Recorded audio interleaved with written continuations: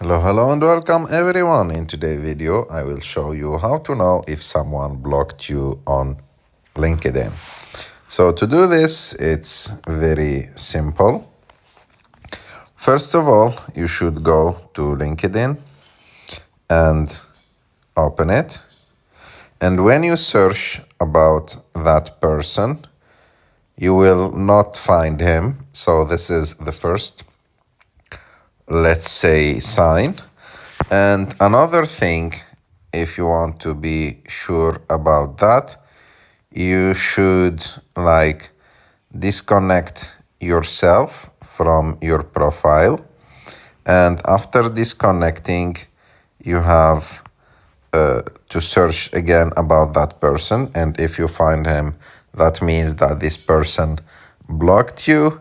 And also through the mutual connection gap, you will look at mutual friends connection list.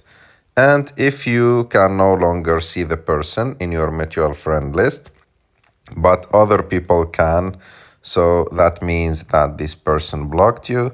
And another easy solution is that just to go to Google and look for that person. I hope that you like this video. If you like this video, don't forget to subscribe to our channel, to like this video, and see